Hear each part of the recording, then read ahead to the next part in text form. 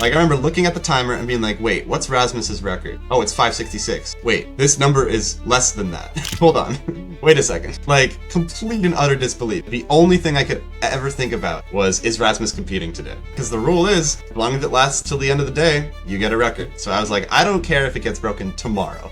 I just want a record on my profile. I remember watching your world record single for Square One, and that's what made me learn to solve Square One. I'm a Square One noob, but like I didn't learn until I watched that solve, and I was like, that looks really smooth and fun. I should learn this event. So you win nationals, you get a world record single. Now you're really ready to pursue the event, and then what happened? You're doing all this PBL stuff. You eventually release it to the public. When did you realize that this has gotten way bigger than just my thing? When or how did you start to figure out? Good question.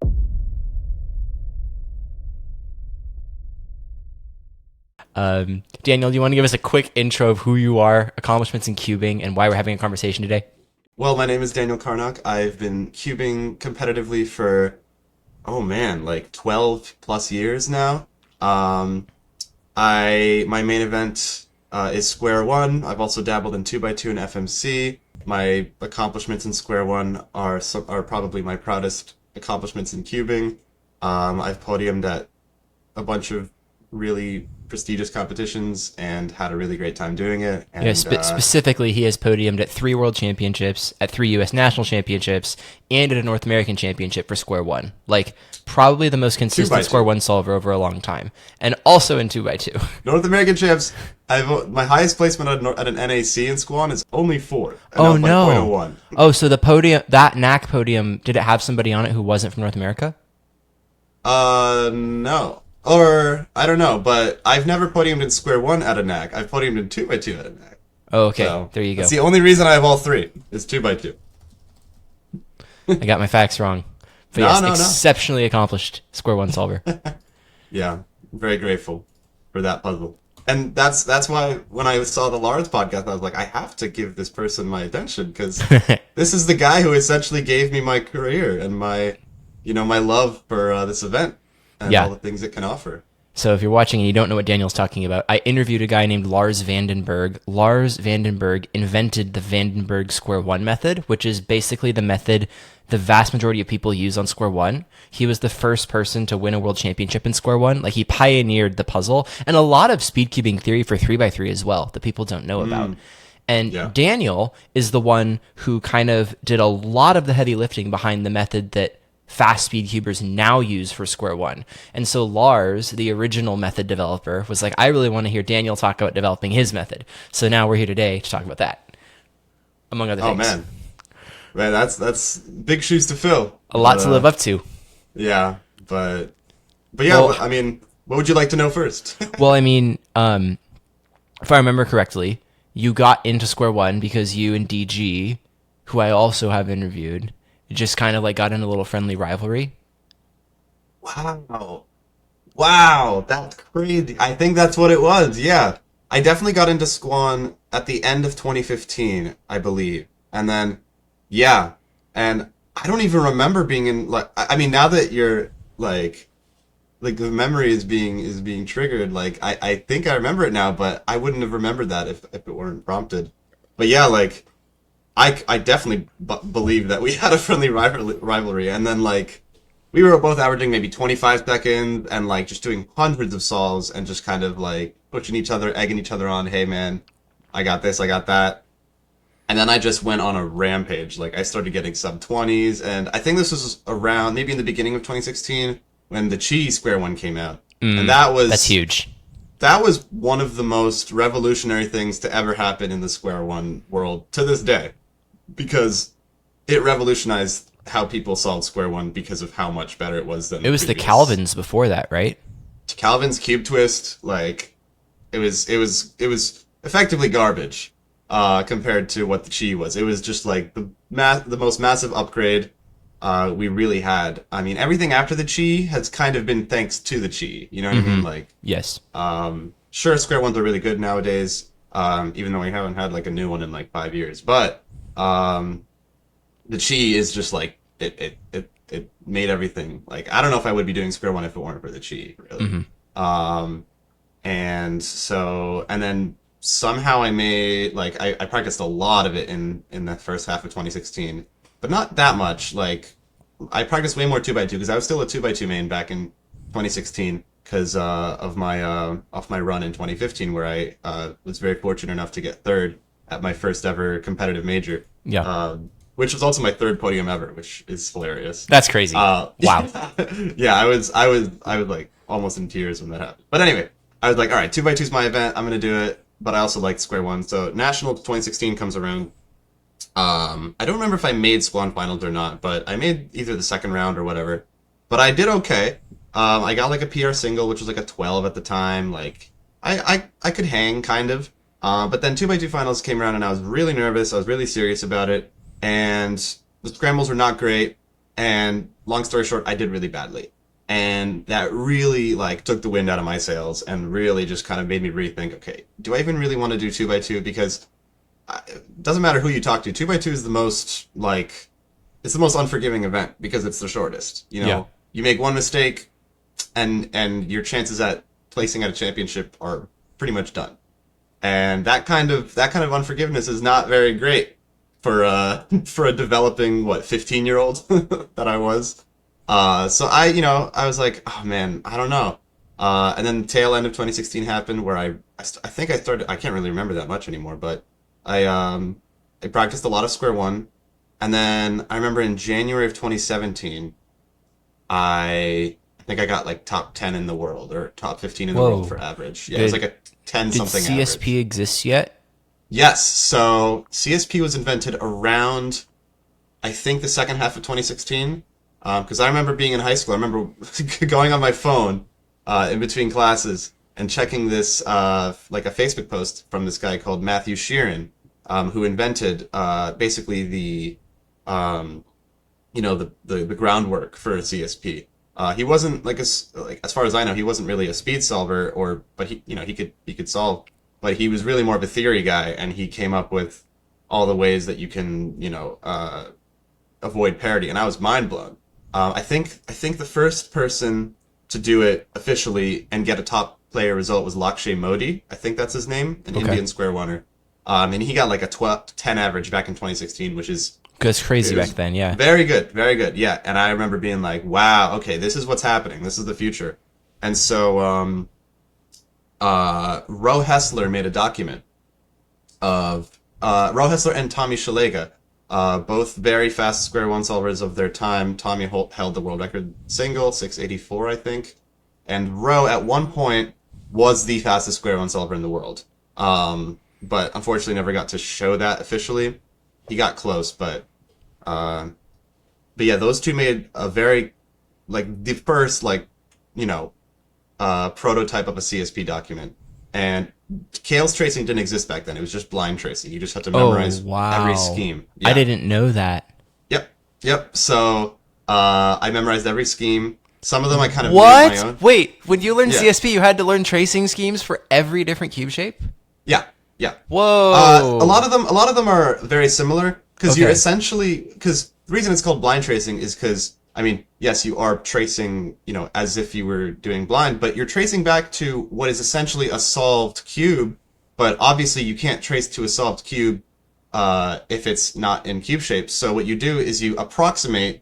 You try to get the most solved version of that cube shape. So let's say if kite, right?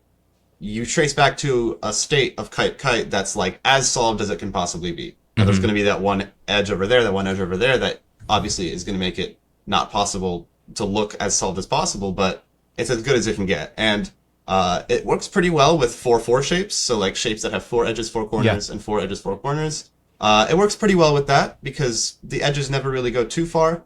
But once you get into some irregular shapes that have 5-3 or 6-2 or star shapes, that's when the schemes get a little more wonky, and that's where I started having a couple creative liberties where I was like, all right, I'm going to move these two pieces over here, and just create my own scheme, and because you can really make it any scheme you want as long as it's a consistent solved Right, state as long that as you're you can tracing trace back to. consistently.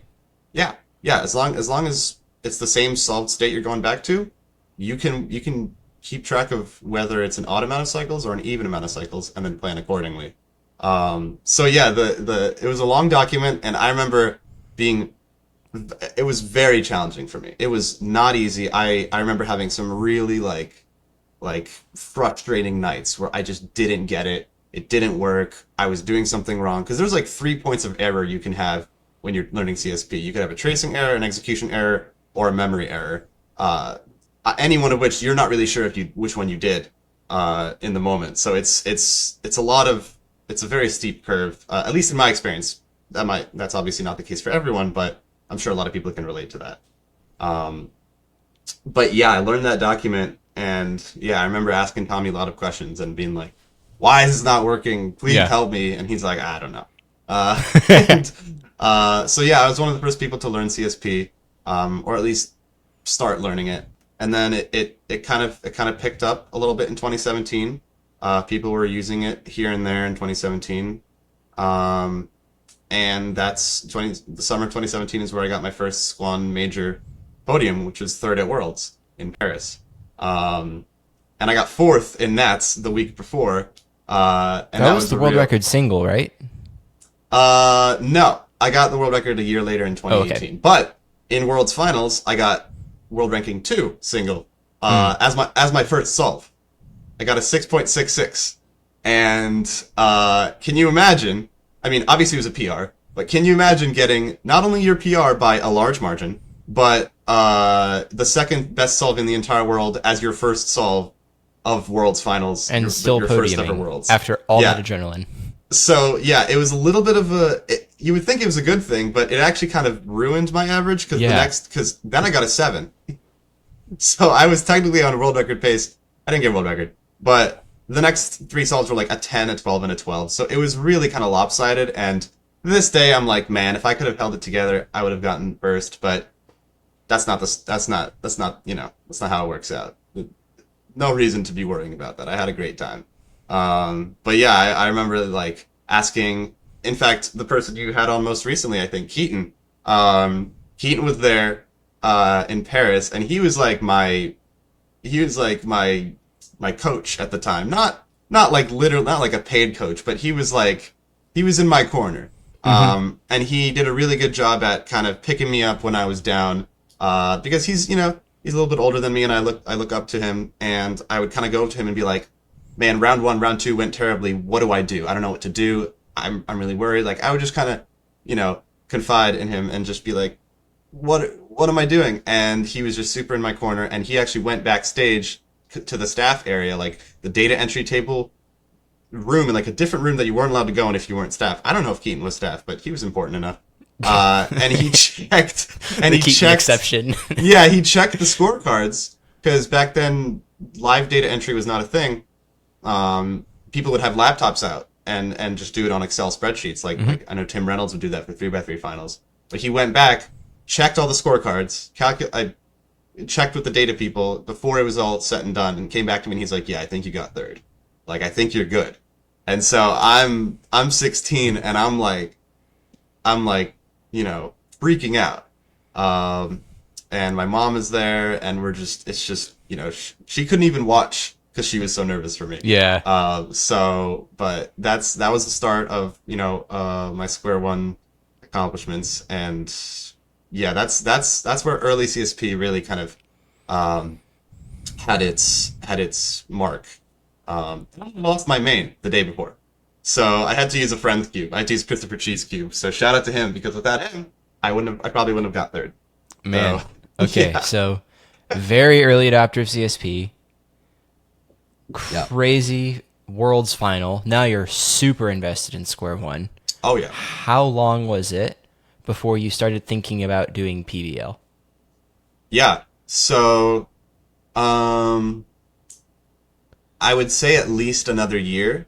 I always think about this. I always think about when was it that I really actually wanted to start doing PBL stuff because I mean back in 2016 we all knew where things were going to go at the end of the Yeah, I day. remember Like like Jaden it's McNeil writing these letters like it's going to be a 3-look event and now it's 2-look event, yeah. but like Yeah. it's eventually going to like converge on Yeah. this. It's just a matter I of actually time. remember after Nationals 2016 some message I sent in some group chat with Jaden McNeil saying something like that and I remember being like I remember sending a message like 2-look is never going to be a thing. no, like 2 look is never gonna be a thing. And here I am. And that's the thing about those statements. I'm not mad about being proved wrong. I love to be proved wrong when it concerns that. Like, I love saying something that will eventually be proved. Yes. Because if it fuels the flame, I'm happy to contribute, you know? Like, if people are like, I'll prove you wrong, great, please prove me wrong. But I was sort of on the other side of that with 3-look because a lot of people were saying like, oh no, that's not like 3-look, are you crazy? No, that's not gonna happen. So fast forward to 2018, around April, I missed my first ever record by .01. I got the North American record average at the time was Brendan Lynn's 8:45, which was also a former world record, which I filmed. And then in April I got 8:46. So I was like pretty bummed out because I was like, oh, I missed my first record by .01. How could you get any closer? And then I was seeded because Brendan Lynn wasn't going to go to nationals. That made me the first seed for nationals. Because I had the second best average in the continent, and no one else outside of the continent was really going. So I had a lot of pressure just based on the psych sheet of how I would do, and I was like, oh man, I gotta do well. Like, I really want to do this. And then fast forward to the first day of national, solve 4. Which is a funny solve for that scramble to have happened because I really wanted to go for NAR average because I was .01 away. You just it's not there's something about like getting a single record is, you know, it's a different mindset. Like aiming for something like that's more luck based, but trying to go for an average record, it really messes with your head because if you're 2 solves in, if you do 2 solves and they're already bad, like your mentality is just already, you're no longer there. Yeah. Exactly, yeah. So it's a really, really difficult thing to get out of your head because, you know, when you know you're in contention without a doubt to, like, get something, you know you're still close and you just didn't get there yet, it's so hard not to think about that. So I did my first 3 solves of round 1 at Nationals, and I was going for NAR average. First 3 solves, guaranteed not going to be NAR, unless I count 2 world record singles, right? So at that point, I was pooped. I was like, all right, not this round, whatever. 4th scramble, similar fist, good parity. I see 1 slice CO back when I didn't do OBL back then. 1-1 EO, and the PBO was JJ to Adge. And the funniest thing was when you're doing 5-look, and you've been doing it for a while and you're used to it, you can look ahead into what your corner permutation is going to be when you're doing edge orientation. So you can just go straight into it. And that's exactly what I did. And because of the way... Because the optimal PBL is JJ Adge, your CP lines up with the first start of the PBO, and then you could see into the last 2, and so then it was just like straight to the end. Yeah, but here's the thing. I didn't know it was going to be Adge. Oh, really? Yeah, no. With corner permutation, with any corner permutation, JJ, JN, and any of those that are all 3 moves, you can start it from one of 4 misalignments.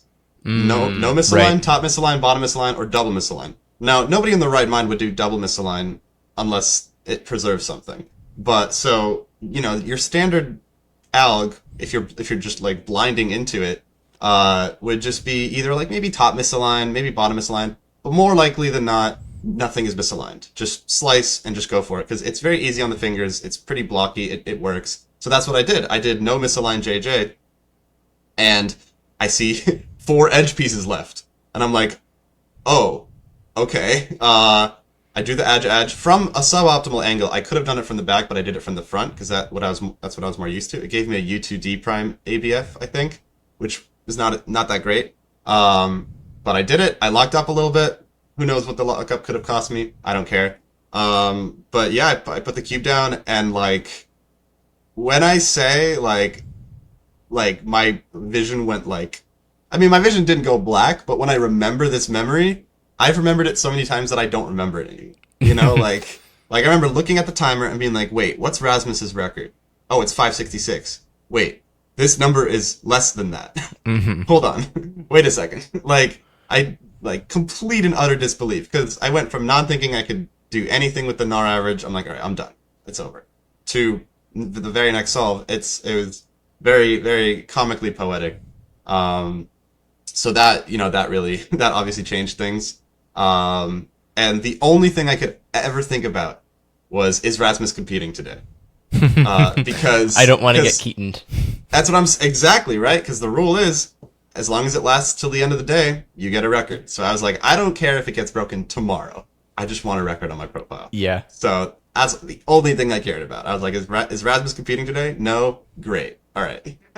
Um, and then a couple days later, I had the great fortune of getting an 871 average that won, and that was like life changing for me because it really just changed not even just my cubing life, but like my life overall, and helped me sort of get more confident and believe in myself and all that fun stuff.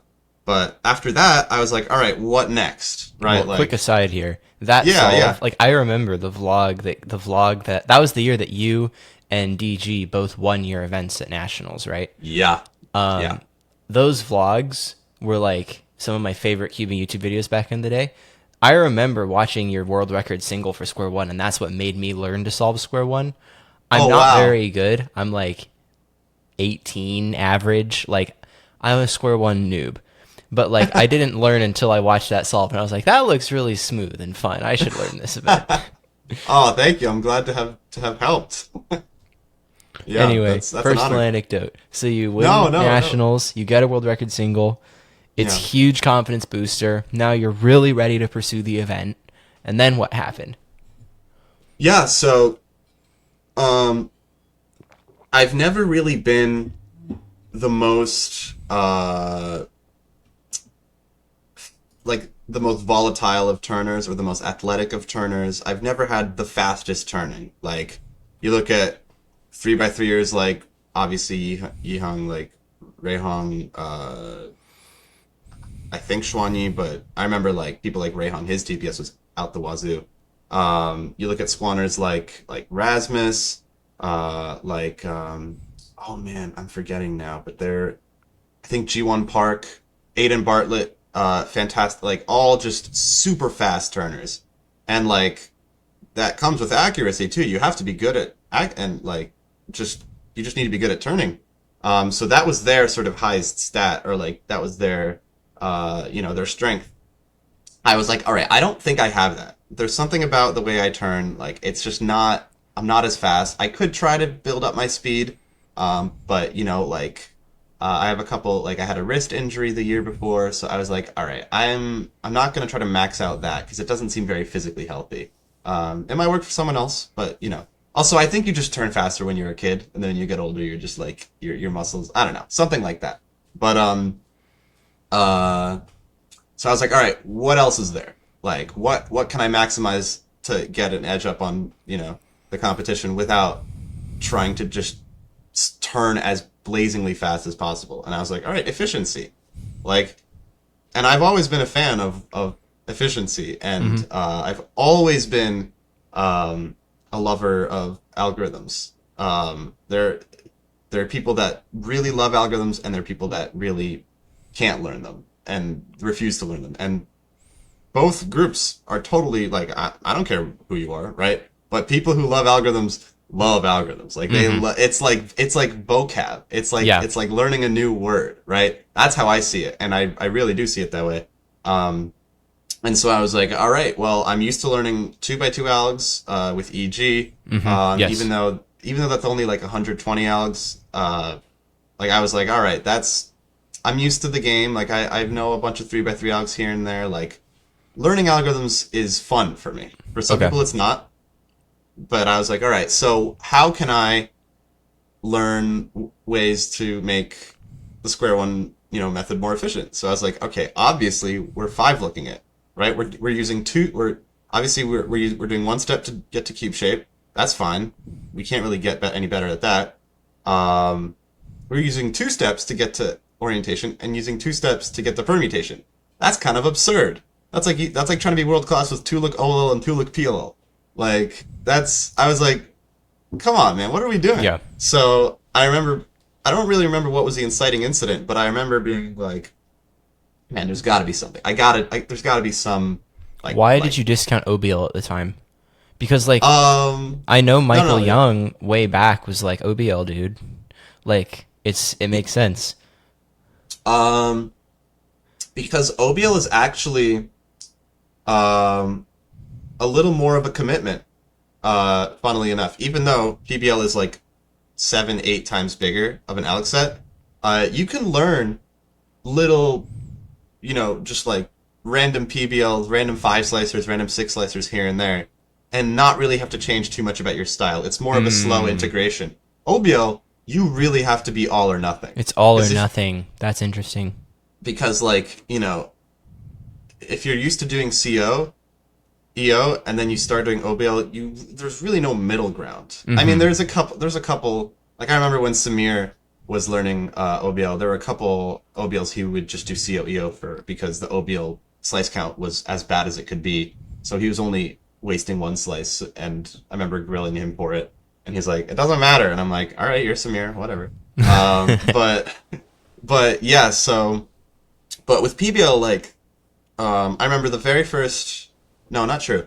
Um, in warm up Sydney 2019, I had already. I wanted to learn, and this was absurd. I wanted to learn all of PBL from January 2019 till Worlds, which is How six many months, algs is that? 967. Okay. And Yeah, that did not that's happen. crazy. That did not happen. It was a very lofty goal. I didn't even get close. Maybe I got like a third or something. And keep in mind, no one had developed almost any of the Alex, really. There were a couple cool like Rollo Beatty had a PLL document. Um I believe this website Cube Zone, I think, Hmm. had something. I think Michael Young had You something. know what Cube Zone is, right? I don't remember. That's Lars Vandenberg's website. Oh, well then here we go. Yeah, okay. I Yeah. know it was an OG website. Like it was okay, yeah, I forget. But yeah, I just remember like looking up some stuff and finding some stuff here and there, like nothing crazy, like okay, like and sometimes you could learn from Lin users because they do, PLL plus one or sometimes it's PLL plus two, which was just any PLL on top plus op on bottom. Hmm. So I remember finding Aiden Bryant's something document about that and using that, but maybe that was later. I don't remember. But yeah, I started using this program, Squan Optim, or shortened to like Squoptim. I don't even know how people pronounce it, but I say Squan Optim, and it was basically like the Cube Explorer of Square One. But because Square One is such a uh, less popular event, the interface was just code. Like it was just a terminal. Yeah. And I have notoriously been an absolute dunce when it comes to anything coding. I don't know anything about that. You're a jazz pianist by trade, right? Yeah, yeah. I'm a Lots of musician. interacting with terminals and CLIs in that line of work. I mean, hey, I know how to play the keys. I don't know how to type the keys. Sure. Like so what I actually did is I enlisted the help of my dear friends DG and Avocado, also known as hashtag Cuber, and because I was using a Mac at the time, um, and the program, as far as I knew, only worked on Windows, I would basically message them and be like, "Can you generate like all the different algs for this case for Hmm. EPERM on top, anything else on bottom, and I would give them the setups for every PBL. I would do the PLL on top and PLL on bottom, and like that, it would be a long algorithm of the setup. Obviously not optimal, but it would give them something to put into the Hmm. program.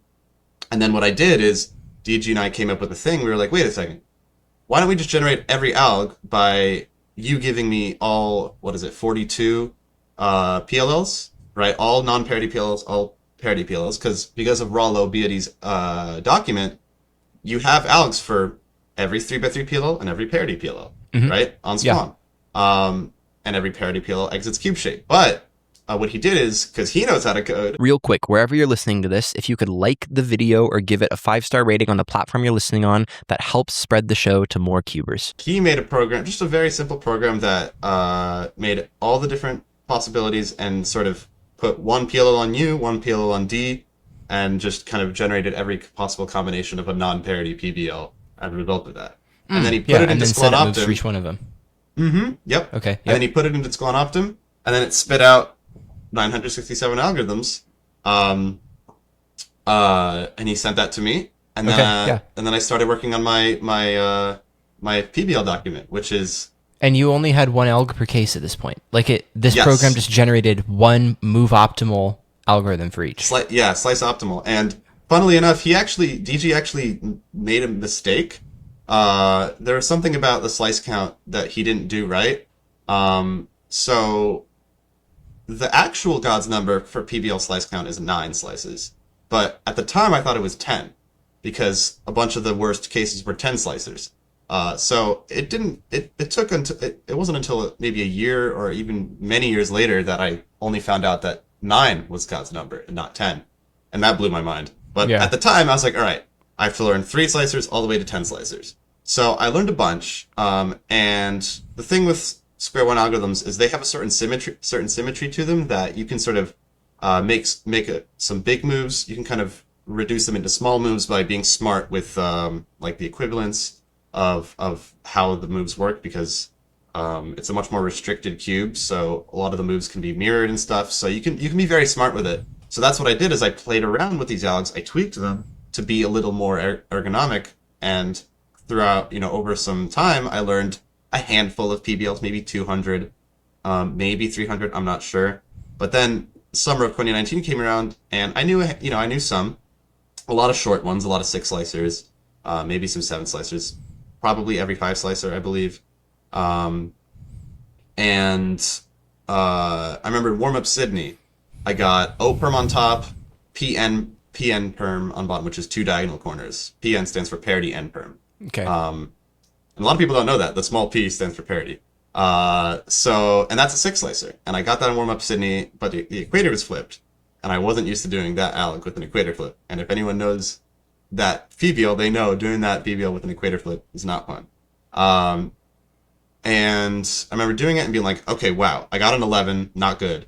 But like, hey, I did it, right? And to me, it was like, okay, if I can do it under pressure, doesn't matter the time, then eventually I can do it quickly under pressure, right? First, Yeah. I have to do it terribly under pressure, but then Right. I eventually, you But the fall theory enough was enough. proven.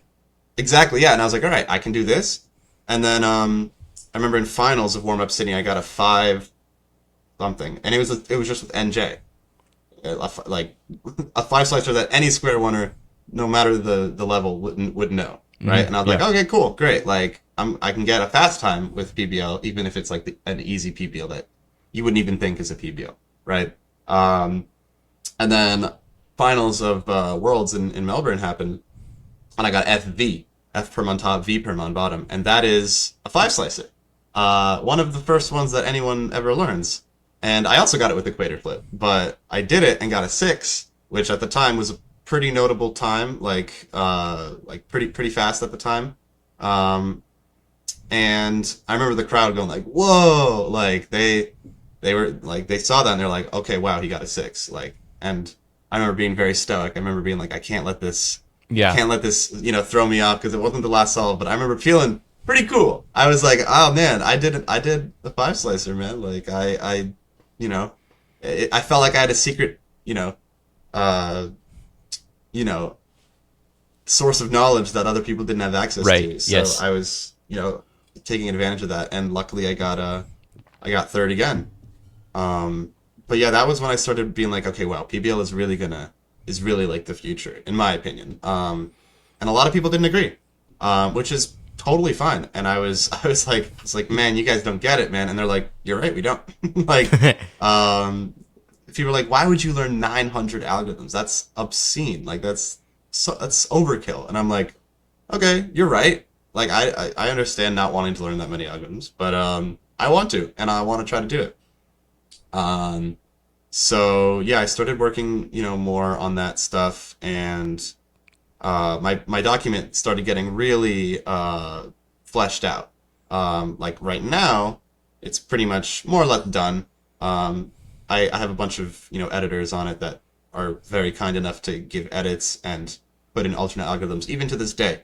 But I haven't really fully really given any major tweaks to that document on my own in years. I just kind of let it sit. I think it's it's my magnum opus, in my opinion.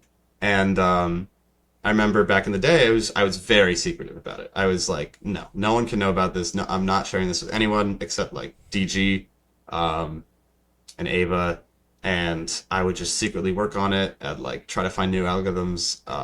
And it was hard, because like it's hard to do work, on your own without that Right, much help. especially for that long on such an Yeah. unknown thing with absolutely no outside ideas or perspectives. Yeah, so that kind of bled over into 2020. Um, and then, COVID hit. And I was in my second semester of college, and I was like, oh, okay, what am I supposed to do now?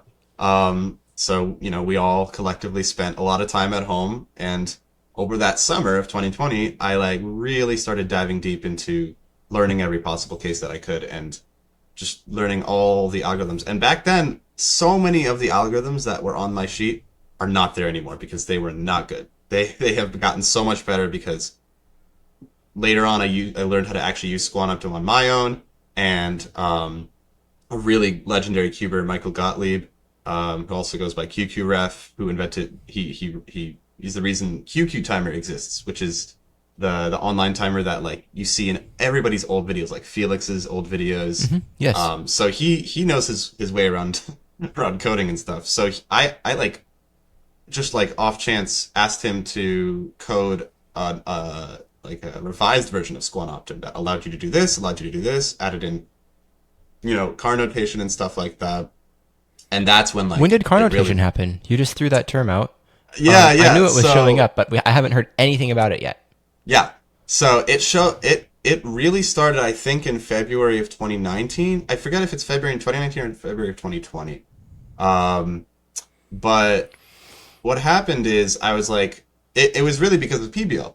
And I was like, all right, square one, move notation. It's just a bunch of numbers, commas, numbers, parentheses, slashes. Now, obviously, we don't really need the commas and the parentheses if we're reading stuff, right? Like those are just to make it look nicer, right? Those are purely cosmetic.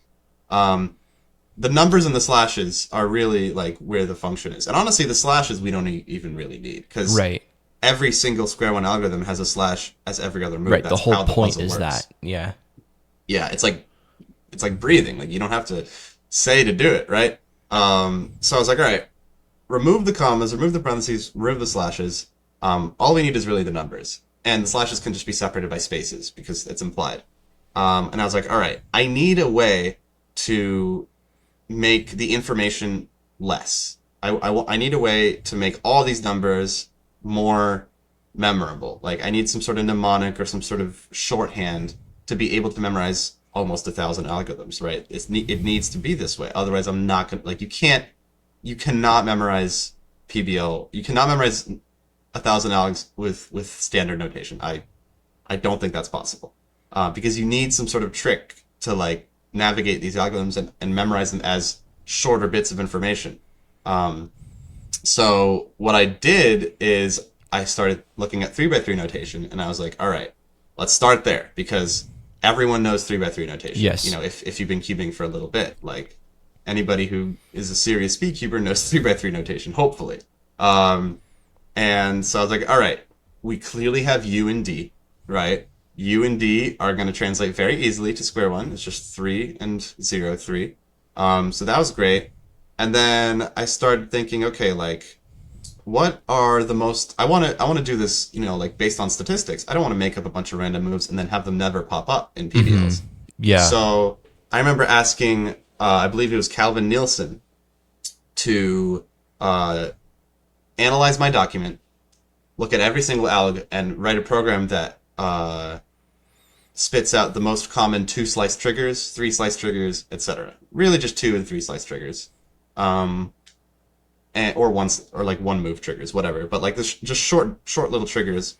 And what came out was like basically a popularity list of all the different triggers that Yeah. existed in my Yeah. then archaic PBL document. So the most common trigger was like slice U prime, right?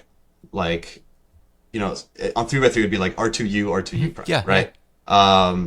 which is honestly as close as you can get to a sexy move in Square One. Um, but what I did, and I was like, all right, two U's.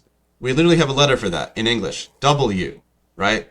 So Yeah. I was like, okay, that's pretty obvious. Obvious, people might think, oh, U. Okay, well, I'm gonna define it as W because it's alternating. W, like, all right, cool. All right, we need a bottom counterpart. We need a D version of that trigger, right? Okay, what is two Ds? If you put them visually on a piece of paper, if you put a D and then you draw a D right under it, you get the letter B. So I made so double D is B. So now B is D prime, and then you just make prime versions of that, so you can get W prime starts with a U prime, ends with a U, so on and so forth. And then I started really kind of knocking out certain triggers like 5 -1 that became small U2, which actually wasn't my idea. It was from a commenter on Sam Feng's early video about my notation. Maybe I think in 2022 or 2021, I forget. But yeah, and then like M2, like the term M2 in Square One has been around forever, right? So I just turned that into M because we don't need a two. Like there's Right. That's the 3x3 variant that you don't need because it confuses your notation. yeah. I mean, it's called M2 because it does the same thing to the edges on a Square One that an M2 would on 3x3, right? Which makes sense as the name, but I was like, all right, we don't need an M2. We just need the M, right? Yeah. So I made, I put that in writing, and I even very early on I started thinking about, man, like if we run out of letters for all the triggers, I might start using like Cyrillic letters, like because I grew up speaking Russian at home, so it makes sense to me. Might not make sense to others. Thank God I didn't do that because Yeah, that would have been so confusing. I was gonna say like that is the American brain cannot comprehend Yeah, yeah. what would have happened. No, but like I had gone through a lot of different ideas of I would handwrite it. I wouldn't even like go to a computer. I would literally just work it out on a piece of paper because that was the most fun for me. And it was very visual. It was very kinesthetic. So I worked that out over time, and amendments came here and there. But for the most part, I had, based on Calvin's list that I asked of him, formed all these triggers that were based on popularity, so that the simplest letters would correspond to the most common triggers that you would find in any given PBO. And yeah, funnily enough, purely by coincidence or maybe by like fate, that notation fits perfectly. Like I'm not even exaggerating. It fits like a glove to OBL. Like there are OBLs that's just one letter, right? Like Cool. Slice F slice. Like that blew my mind because that was it was like an accidental coincidence or like an accidental whatever. Like so I was like, man, okay, that's how I know that this notation is good because I made it for PBL and it also works perfectly for OBL. Like almost down, you almost never see any real numbers. You created something that wasn't just a cheap trick. Like you could use a completely different method with the same puzzle, and it still conveyed the information correctly. Yeah. So it really was my tool to help me learn PBL. It really wasn't anything else. And so I was like, all right, I don't care if no one else ever uses this, right? I'm going to use it because it's for me. It's to help my brain, shorten information, shorten these long lists of numbers into maybe 4 letters, like U, D, small u, M, whatever. That's not a real PBL, but yeah. So that was, that, and then I started converting all my algorithms in my documents to card notation, and that was very easy because I just control F just and control F highlight the and trigger. swap it. That was fun, and it was so much fun seeing how many different instances would be replaced. It would be like 400 instances of U prime replaced, and I'd be like, okay, wow, this is an important trigger to cover because it happens 400 times. So at this point, it's still just you. Like nobody else sees your document. Nobody else sees the notation. Any of that. More or less. I had a couple like very close friends that were in the loop, but other than that, not really. No. Man, that's crazy. Yeah, I mean, I was very. I don't know if I don't know if I'm too proud of how I acted with the secrecy of the document. If I did it again today, I don't know. Maybe I would have been more public about it. Nowadays, I'm a lot more like, let's share the information with everyone. But that's because I'm not as serious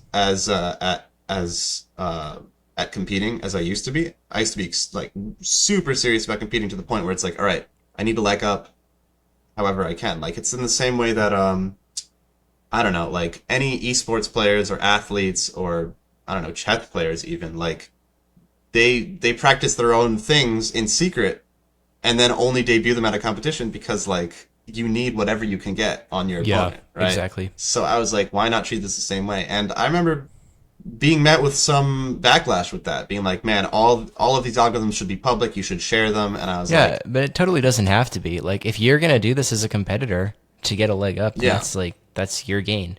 yeah.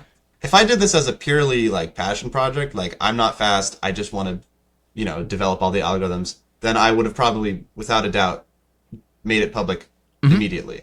But it took around 3 years ish for me to like really publicize it. Um, and by the time I really like got it out, I made it all pretty. I made it all like I'd gotten pretty good with Google Sheets and all the different commands and rules you could use. So I was very proud of the cosmetic, the visual aspect of it. It looked very good to me, and I always asked for feedback from some of my Square One friends, and they'd be like, "Oh, this could be better. This could be better." And so yeah, shout out to those guys for helping me with that. Nice. But yeah, now it's just a group project. Like I have a lot of great squanners that I've added as editors, like Brian Johnson. I always see like I always get an email every now and then. It's like an edit has been made to your document, and I'm like, I don't even need to oversee that. I know I don't have to work. Like I Right. trust these people. Yeah. Like I know they put in good algs. They're not going to put in some terrible alg. Like they are as serious about this as I remember being. Um, and they love it, right? Like we're all just doing this out of love for this silly little event that is all just a bunch of algorithms. Like it's all memorization, and for some reason we love that. I don't know why, but Yeah. it's fun, you know. It's an interesting event because it is like the purest form of a specific algorithm based thing. Like It's pattern recognition. it is as purely that as you can get with very Yeah, little carryover because like the turning style is so different and the puzzle mechanics are so different too. So if you're into it, you're super into it, like you said. exactly. Yeah, that's actually a really good point. Yeah, because it's so niche and so specialized, it kind of forces you to either be all or nothing like about it. So, I mean, like you take something like big cubes, and there's so much carryover from like 7x7 to 6x6 to 5x5, and so you sort of disperse your time over these three events, maybe 4x4, maybe Megaminx, depending on who you are. But with Square One, a lot of Square Oneers were just Square Oneers. It's kind of like Clock in a way. Even though I don't want to compare myself to Clockers. Yeah, that's different. No, I'm kidding. One of But them is like 6-year-olds finding something that they can learn, and the other one is like very yeah, complex. yeah. It's just, and like every Square Oneer that's really serious about this event and or just loves this event, we're all just a team. Like, like over the years, we've all just developed this kinship of like, okay, we all love this weird little silly puzzle piece of plastic that can only turn on three axes, or two, I guess, and just all the different things it can create. And so, like, yeah, we're all just kind of working together to solve this silly puzzle. So Yeah. it's really fun, and I'm really honored to, be able to contribute as much as I can to it. That is so cool. If you need anything speedcubing related, I highly recommend checking out thecubicle.com. They have been the premier speedcubing store for most of the lifetime of speedcubing. I'm sponsored by The Cubicle. If you want to shop there, please use code TRUE, True, at checkout for 5% off your entire order. That's code TRUE, True. Okay, so you're doing all this PBL stuff. You eventually release it like 21, 22 Yeah, to the yeah. public. People start learning it. Hmm. When did you when did you realize that this has gotten way bigger than just my thing? Because this whole time it was like my project. But then like there are these people who are like substantially better at it than you are now. Oh Do yeah, you remember 100%. was there a moment where you were like where you remember going like, "Oh, this is bigger than me now." Yeah, I don't remember a specific exact moment, but I remember very many small moments. And it's specific to both Hassan Kanani and Samir Agrawal, because it was so funny. I remember maybe, let me think. I don't know if this happened before 2023. Maybe it happened a little bit 2022. But definitely in 2023 onward, I remember this definitely happened in Korea. But I would be talking to Hassan, and we would be talking about a PBL because, we now call it just PBL roulette, where it's like, all right, let's scramble the cube and see what PBL we get, and then we're going to talk about it, right? Nice. What alg do you use? What alg do you use? Oh, let's do this. Like, it's almost like musicians talking about how they would approach this certain piece of music or theory. There's a lot of overlap, actually. But Hassan would show me an alg, and I would literally go, oh, that's such a good alg. Where'd you get that alg? And he would go, I got it from your document. And I'm like, oh, okay, I haven't learned that alg yet from my document. Like, I forgot about that one. Samir would do the same thing. He'd be like, oh, I just use this. And I'm like, where'd you get that? That's so good. He's like, literally your document. And I'm like, whoops, sorry. Like, I would start forgetting algs from my own document because, it's easy to forget one thing out of 1,000. And they would sort of keep the collective memory going, right? They would remember some algs that I would forget. I would teach some algs they hadn't heard of. More so them teaching me my own algs. And yeah, a handful of other square oneers would be like, oh, I use this. And I'm like, whoa, where'd you get that? Or they would show me an alg and I'd be like, oh, I'm adding that. That's not in my document. I'm adding that right now. Yeah. Right. So that's when I realized I was like, oh wow, like this document is really being perceived and used by some of the some squanners that I really, really admire and respect and am competitive with. So, I was like, wow, okay, they know, not only do they, know these algorithms, but they source them from my document and like surprised me with that fact. So I was like, wow, I really feel like I'm supporting, like I'm fueling this, community with algorithms. So, that was just those sprinkled little moments. It would be like once in this local competition, once in that competition, because I used to compete a lot more frequently back then. I would travel a lot, and just compete in any competition that had like more than one square one round it. And it was tiring, but, I saw a lot of, friendly faces there that would just show me a PBL and I'd be like, what? And they'd be like, why are you surprised? You should know this. You typed this out. I'm like, you're right, I did, but I forgot. So that's just all those little moments. I was like, wow, like this, I'm really happy. I'm really proud. And I'm just really honored to have this as exposed. Yeah. As it is, When or how did you start to figure out ergonomic versus slice optimal stuff? Or did you? Good question.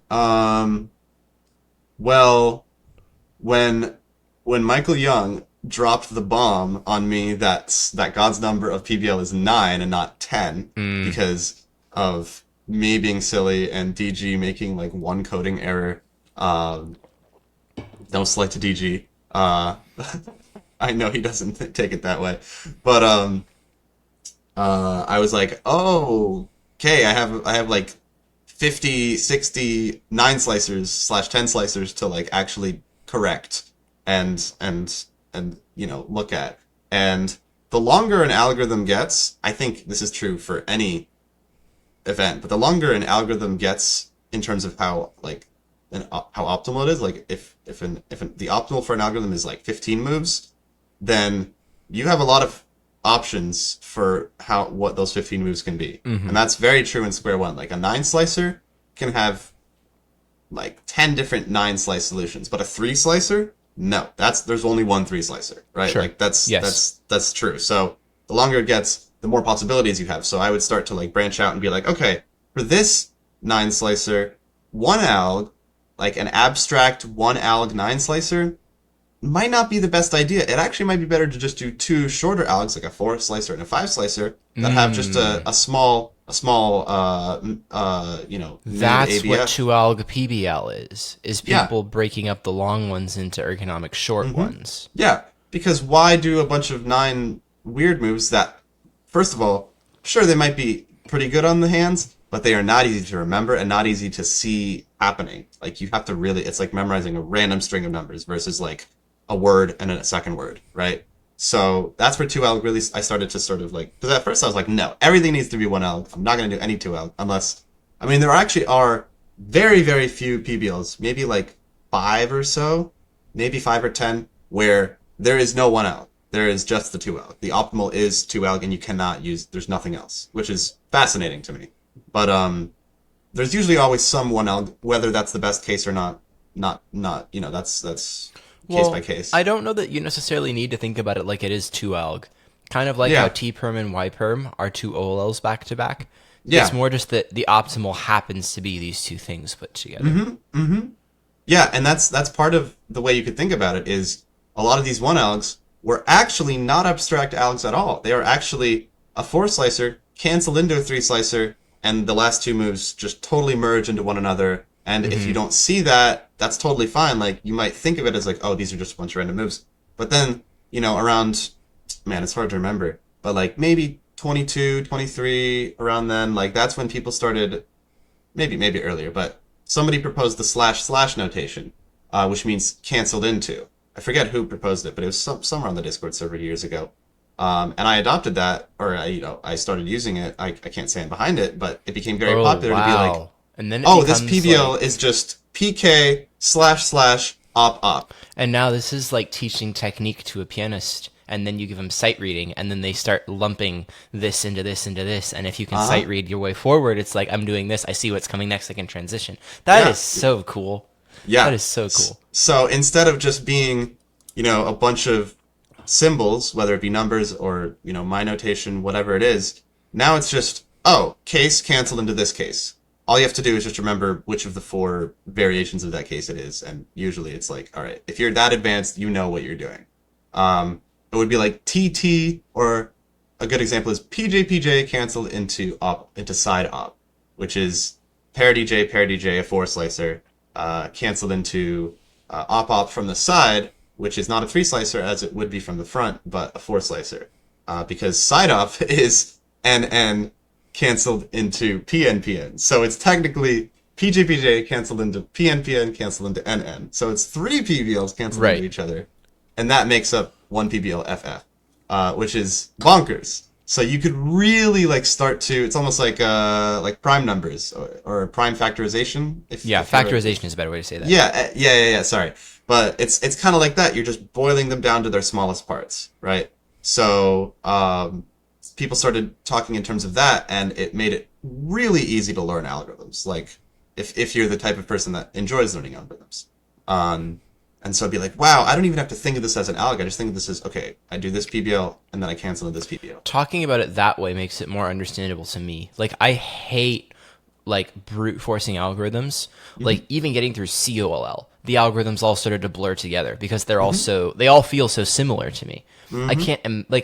I could not imagine finishing full ZB. It's so crazy to me. But the thing about ZB, talking about it is like, you can learn PBL almost conceptually, where if you brute force a few building block algorithms and then you understand how PBLs work, you can string together these pieces to get all the way through the more complicated algorithms instead of it being 900 whatever individual pieces of information. And the cool thing is that's not exclusive to Square One. That's how I would learn algorithms even before I was serious about Squan. Like, you can consolidate or compartmentalize any, structured algorithm for the most part. There's some weird ones out there. But if you look at ZBLL, I guarantee you around 80 to 90% of those algorithms, depending on which ones you choose, can be broken down into 2, 3, 4 triggers, no matter what. You can always think of it as, and here's the secret, it's almost always take a pair out, do some moves, do a corner com. That's 50% of CP. Right. Yeah. Now the hard part is remembering which pair you take out and which corner com you do. Even just keeping the 2 GLLs straight for U cases. Yeah. I tried for a week and I could not make it happen, which is only a week, but it doesn't gel with me. But it's really fun to think of a ZB as 3 things rather than 15 moves. Right. Okay. Corner com, double plexi move, I'm done, or something like that. So you could do that across many different events, 2x2, 3x3, Square One. I'm sure Megaminx, even though I'm really not in that world, OH definitely. I mean, that's 3 by 3. So on and so forth, right? PRMing, so, Scube, I'm not sure. But no, Scube definitely. There are a lot of algs where it's just take the corner out, twist it, put it back in. So this is not exclusive to one event. It's the art of compartmentalizing algorithms into a memory optimized state, right? Because so many people think they don't like algorithms because they see it as an algorithm, right? As 15, 20 arbitrary moves that go from point A to point B, and everything in the middle is a blur. Right. Everything in the middle should not be a blur. You should know that you're taking the pair out and then doing a sexy move, and then putting the pair back in with RU2 R prime, something like that, right? That should be your way of learning it, and that's how I would always teach OLLs and PLLs when I used to give coaching, and I would find my students would align with that really nicely, because I would be teaching them the OLL algorithms, and they'd be like, oh wow, it's not just these 12 moves. It's these 3 triggers, right? Yeah. With maybe one move in between, and that's Right. that's the only thing you really compressing need the to information. memorize. You're chunking up so that you have to memorize less things Chunking. and have things going on within each thing. Exactly. Yeah. And once you remember those, it's actually really hard to forget them, because Yeah. you memorize them as such elementary pieces of information. And yeah, they don't become arbitrary anymore. They become memories. You associate things with them. In fact, a lot of algorithms, and this is my brain, I'm sure people don't relate, like some people don't relate to this, but a lot of algorithms, I remember where I was when I learned them. And I remember who taught them to me. And I think you learn algorithms best when there is a memory associated with them. Like if you're taught a ZBLL or an OLL at a comp by some cuber, by your friend, or maybe by a famous cuber that you admire, you will probably remember that algorithm. If your head's screwed on straight or something, like, Right. if you're cool with that, right? Or if you're serious. Like, oh, I remember that OLL back in 2017 when I was at Nationals with this cuber, and they showed it to me because they were mad at me that I didn't know it. Like, if you have all these things associated with just that one algorithm, every time you do it, you'll be like, wow, I remember that. You know? And the same thing goes for PBLs. In fact, I have a term, not a term, but like an understanding with Hudson, which is like, you get, whenever you mess up like a PBL in competition on you're on PR pace, and then you ruin it with this one PBL, that like becomes like a trauma PBL. It's like, oh my, I better not see that guy again. Yeah. Because PBLs don't come up very often. Like the same PBL doesn't come up maybe in another 10,000 solves at the rarest, so in COM, like, you might not see that one PBL that messed you up back in 2022 until 2027, right? Like, so it's like, it's scary, man. It's like you get memories attached, like bad memories attached to these certain cases, and you're like, oh, I'm not going to mess that up again. Yeah. Like it's That's crazy. It's kind of How like that much- video of Scrabble champions remembering their words that lost them the championship. Like, Yeah. really, it really is the same thing, Yeah. How much active like recapping or review work does it take to maintain, if lot. any? A lot. And that was a big mistake. Not a big mistake, but that was a big learning curve for me. And I think everyone should do this. If you're really serious about learning an alg set that is big for you, it doesn't matter if it's 5 algs, it doesn't matter if it's 5,000 algs. Like, if that alg set is daunting for you, here's what you should do.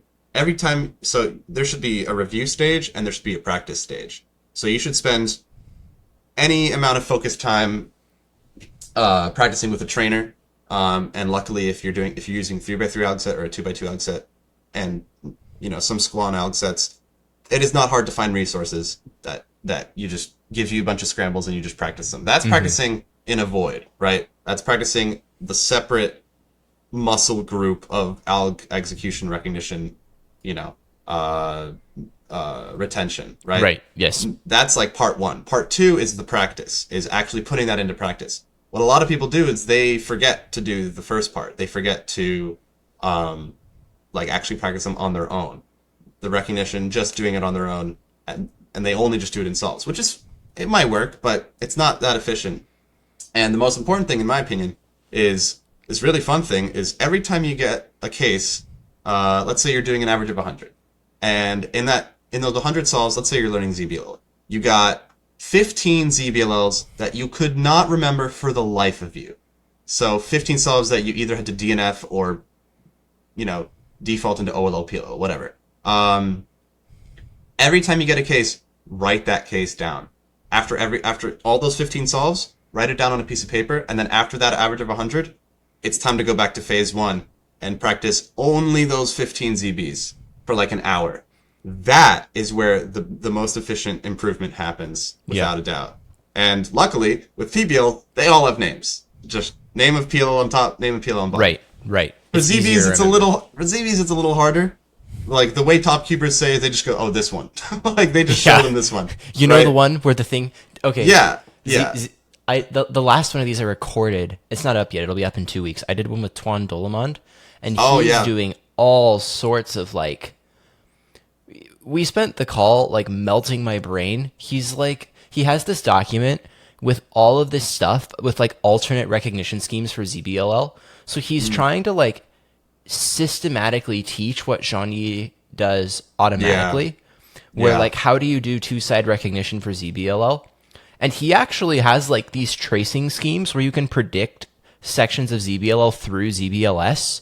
Like, because of the... Like, he's like, well, you can tell that from this ZBLS, these blocks are preserved and they'll move like this. And if you recognize this thing through this thing, like, you can...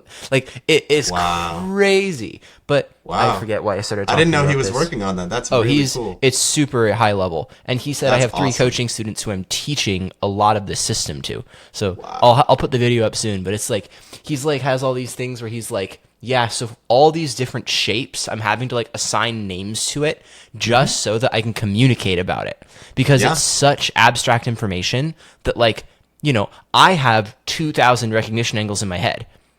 But if I'm trying to teach somebody this, the hardest part is not learning the information. It's breaking it down into chunks that you can explain to somebody and say, learn this set at one time, and then have, like, a thing to go back to in your head for what that set was, so that it doesn't just become a mush of information in your brain. And that's why I invented car notation, is not only for memory, but for communication.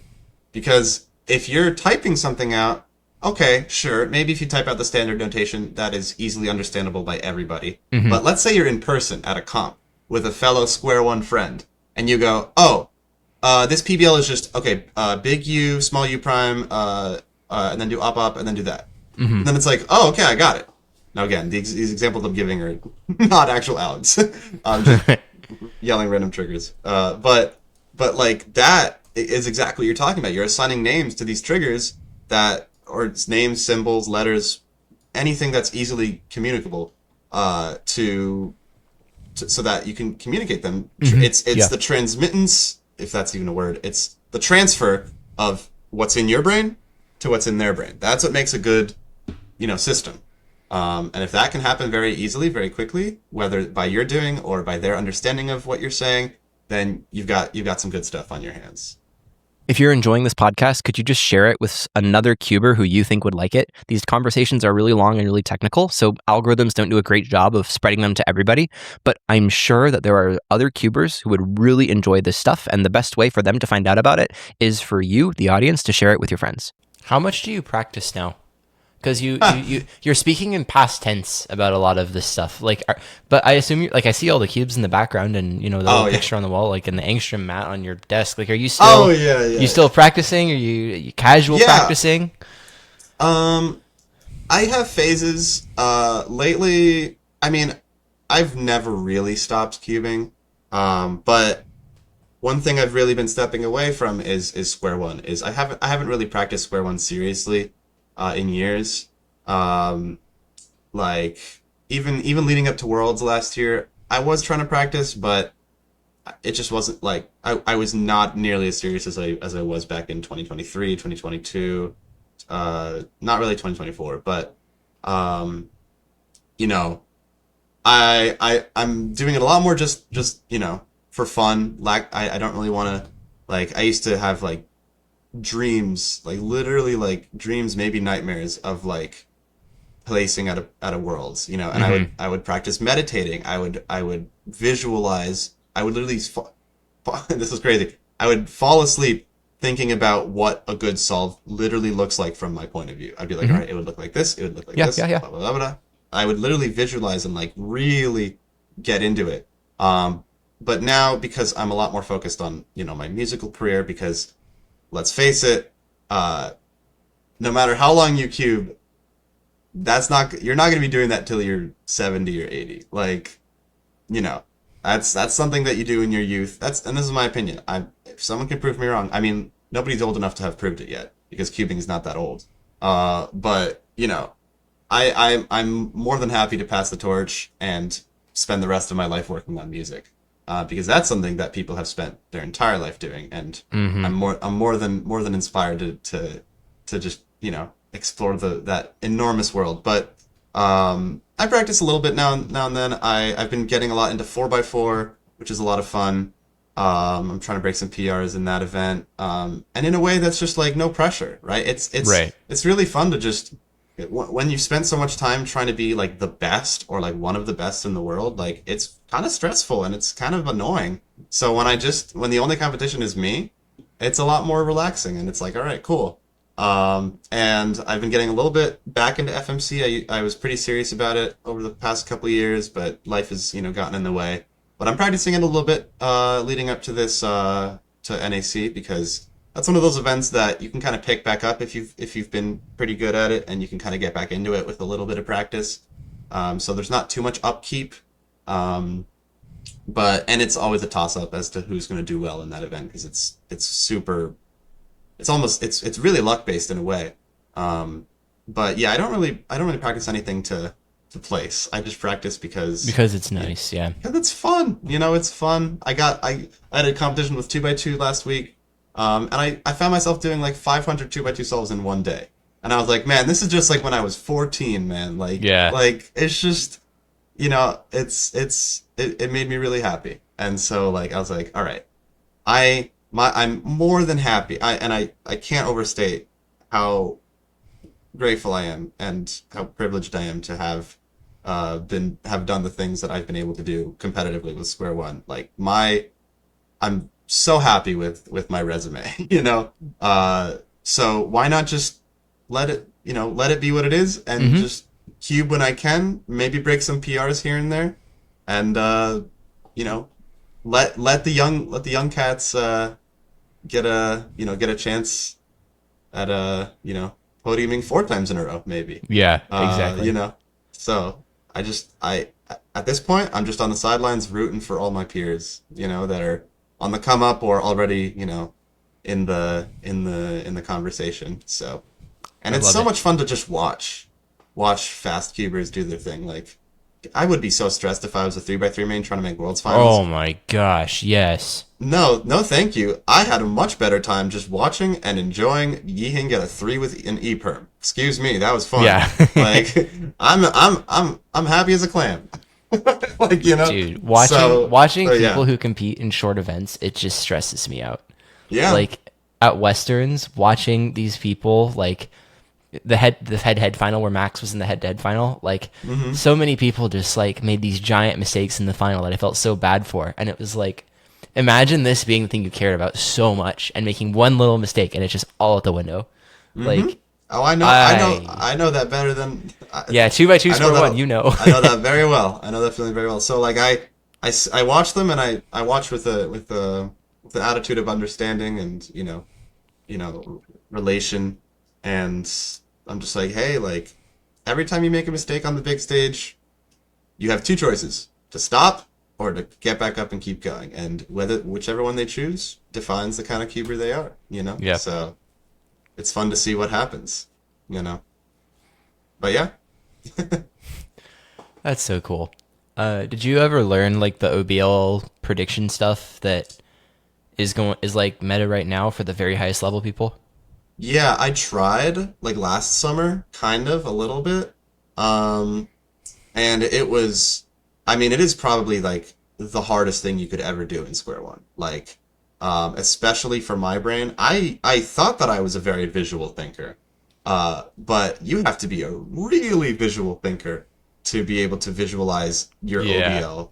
Like, it's it's you never think about how hard it is to actually visualize the entirety of something until you really try it. Like try visualizing like a 3x3 scramble and actually seeing every single piece and knowing where that is. Like I'm sure blind solvers could do that, but even blind solvers, they remember letters for the most part. They don't actually remember what the scramble literally looks like. Right, right. Like, you know, so that kind of visual thinking was extremely challenging for me. It felt like, you know, a square peg in a round hole. Like it just felt, I was like, wow, this is not working for me. And sure, I could have kept going with it, but you know, at the time I was like 24 and I was like, listen, man, I'm not trying to become the best square oneer at the age of 24. Like Yeah. I am happy to pass the torch. You know, I'm happy to watch Hassan and Samir do OBLP stuff that would make your head spin. And shout out to Dylan Baumbach for pretty much spearheading OBLP, as far as I remember. Yeah, it was him. Yeah, so like, you know, and he has a huge document that might as well be a different language if you don't know what you're reading. Like he's like, okay, this moves to that, this A4, it's like chess notation almost. Like he has his own notation. Like it's fascinating to just watch this happen and be like, wow, like I'm so glad that I, you know, was a part of this at some point and that eventually it led up to this. So like it's just, yeah. So I'm not, you know, I'm never gonna really learn it unless I have a year to myself doing nothing. Like if someone locks me in a room for a year with Right. just the square one, I'll Right. be like, all right, I guess I have nothing else to do. But no, life gets in the way, and I'm focusing on other things. So unfortunately, I won't be doing that. But you know, I wish I could just for fun, but I don't think my brain can handle that. Yeah. Oh, I get you. Yeah, it's tough. It's a hard thing. Cool. And they're very kind of like that's what they're secretive about now. Like no, I'm not telling you how it works right now. I'll let you know once I get a record. It's like okay, all right, I respect that. And it's funny enough because like they could release all their OBLP secrets and no one would be able to learn Nothing them would still. happen. Yeah. Like, Like, I'm like, you're still gonna be the only two people that can do it officially. Consistently. yeah, I was gonna say like that's something where even if they released it, like what's gonna Yeah. happen? Like nothing bad will happen, except that you get more information about this method because people will like optimize things slightly because it's public, and nobody will even come close to your expertise for like 2 years. No, it's like you think like some Chinese cuber is gonna learn OBLP in 3 months? No, it's like it's very cerebral and it's just different. So Yeah. But you know that's where my expertise ends, and I'm just like, all right, I'm handing it off to y'all. Please do as much as you can with it and make me proud. And Nice. I'm so proud. Like it's, you know, and I can't imagine being, you know, Lars Vandenberg and just seeing how far your method has been optimized and streamlined. Like that must feel really, really cool. Yeah. Yeah. Yeah. It is so cool how like positive your mentality is about all of it. I think right now there are a lot of people who are trying really hard to get fast or be fast and are kind of burnt out or frustrated from being at the top level of cubing. And you have like I don't know if you experienced that kind of burnout, frustration, mental health issues with it, but like at least right now all it of the sounds above. like All of the above. The only reason I feel this way is because I did all the wrong things before. It's because I tried to do this, tried to do that, thought I could be the best at this, spent too much time doing this. Like, I used to think that I would be a failure if I didn't get 2 records. Like, I was so down on myself after my first world record because I was like, I need to get a second one. Can you believe that? Like, you know, so the only way I could say I've gotten here, can't say the same about other people, obviously, but, you know, it's just I made all the mistakes. I made every single mistake you could possibly make, you know? And now I'm here, you know, I'm on the other side and I'm just happy to, you know, see other people fail and succeed in their own way, you know? Yeah. Because, you know, this person might, one competitor might fail one year and then the next year they have the best competition of their life, right? You know, it's just, like, it's a long process. So, like, you know, I've been there, I know what it's like. So, you know, I feel honored when some younger competitors come up to me and they're like, Daniel, I'm nervous. What do I do? And I'm like, all right, let's calm down. You're going to be good. And I give them some advice regarding nerves because I've experienced a lot with that, and figured out techniques to handle that. So, it's it's a result of me having done this for a long, long time. Relative. Right. Yeah. Yeah. If someone wants to like pick up score one right now, how long do you think it takes them with the resources available to go from like 0 to top 25 level? Huh. Well, it depends on how efficient their practice is, really. Assume optimally, if like assume they have high pain tolerance, assume they have very very good focus, and they're just going to like do what is best for like 2 to 3 fully focused hours a day. Maybe it's more than that. I don't know. Um, Maybe 6 months. I think Whoa. people overestimate how long it takes to really be good at something when you're practicing correctly, right? Like, you can get really good at something if you know how to practice. Now, most cubers, and I really mean this, the majority of cubers are not practicing efficiently. Like, I mean, the majority of cubers are not trying to be fast or not trying to be world class, right? That's all right. But like, if you really want to be like the best you could possibly be, and you are practicing in that way, like you're practicing retention, you're practicing execution, you're practicing warm up, look ahead, if that plays into the event you're trying to get good at, like all the basics, all the calisthenics, so to speak. Yeah. And you're doing it in an efficient way, and you're giving yourself breaks. You're taking care of your physical health. You're going outside, which is something very foreign to us cubers. You could definitely get pretty good at square one in maybe 6 months, maybe a year, depending on how your brain processes information. Because some people learn Yeah, faster, yeah, yeah. some people learn slower. I'm actually a pretty slow learner when it comes to. Actually, I'm a slow improver. I'm a quick learner, but a slow improver. And that was definitely a struggle. But yeah, no more than a year, really. Okay. If you know what you're doing. Now, if you're a brand new cuber, if you've only been cubing for like 3 months and you've no idea what it's like to really efficiently practice, and you don't have someone in your corner helping you do that, and Right. and you don't know how to Yes. practice being disciplined, then no, it's not going to take a year. But if we're assuming complete optimal situation, like time, effort, patience, discipline, you know, feedback is very important. You need to have feedback. And it can be self-feedback. You could record your own selves and give yourself Yes. critiques, right? But you need to have a second opinion. All of those things, 6 months to a year, I'd say, really. It's so interesting as I do these podcasts and I talk to people who are like, fast or near the top at their respective event. The side event people for Pira, for Scube, and for Square One all have said something similar. Like, I think that Yeah. in my event, given 6 months on the slow end to a year on the fast end of truly focused practice, you could be world class. And then it goes the opposite direction when you talk to big cube people, and then especially with 3x3. Like, there's no Oh, yeah. there's no shortcut for the n by n's because there's so much intuition that goes into it that you Yeah. can't really speed up.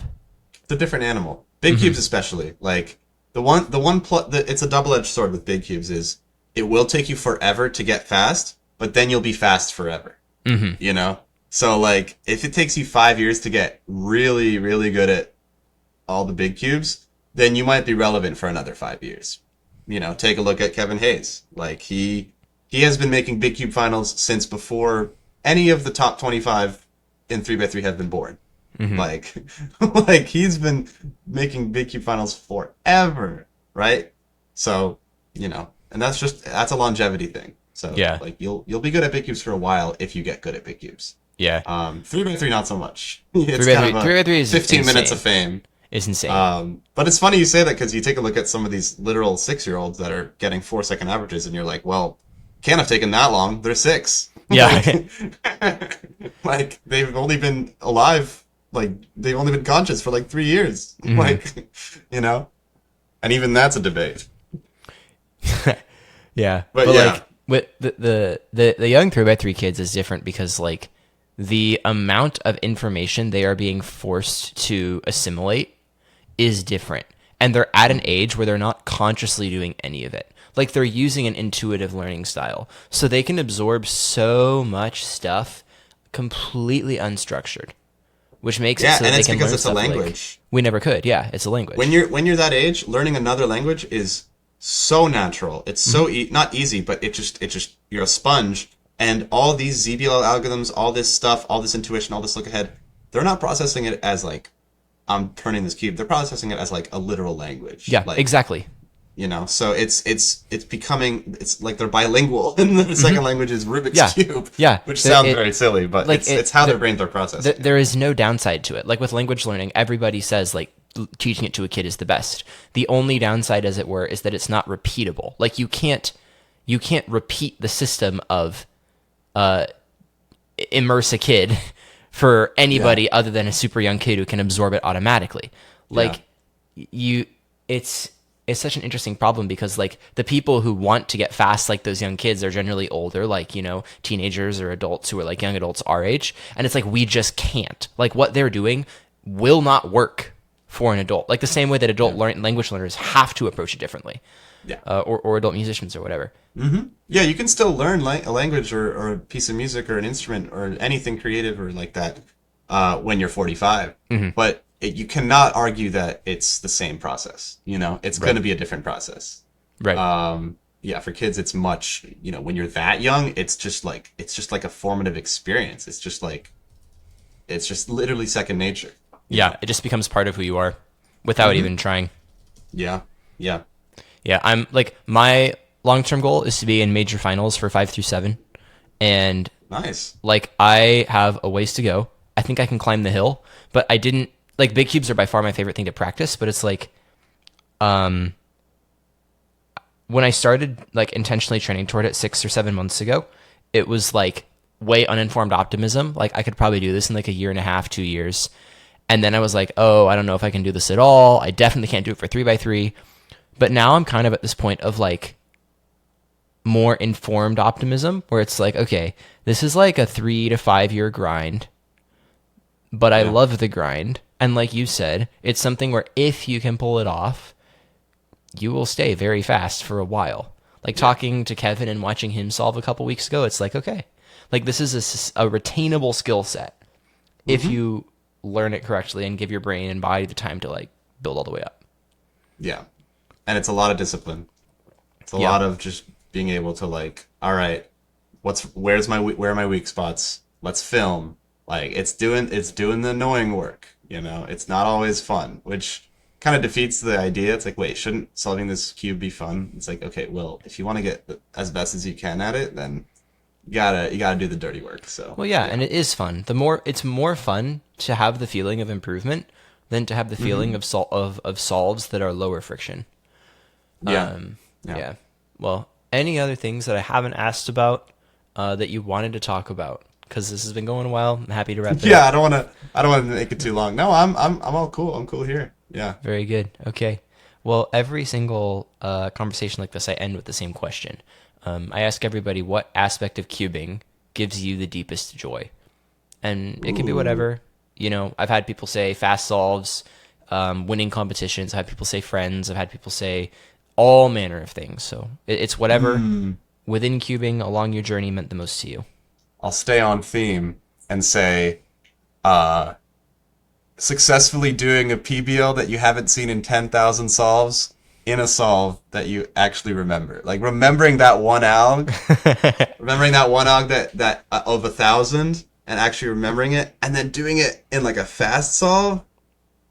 You can't beat that, man. You cannot. And then on top of that, doing that officially, man, yeah.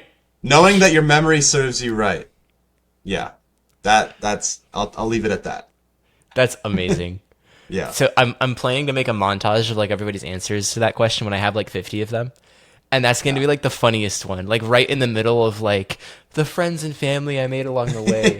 It's going to be like Derpy Cuber learning that one alg and executing it perfectly. Like you know that one you made that skit video, right? The I should learn that alg video. Oh yeah, dude. Yeah. I love that video. That is very on theme. And that's such a cool answer too, because you mean it. Like of all the things, it's like that satisfaction moment is what means it to you. And then Man, it it's a fit. great Like you feeling. you followed the feeling and you developed a whole method and a whole bunch of stuff that now has given meaning to like probably hundreds of other cubers who have put in the Yeah. work, followed your footsteps, now it's changed their life too. It's a great feeling.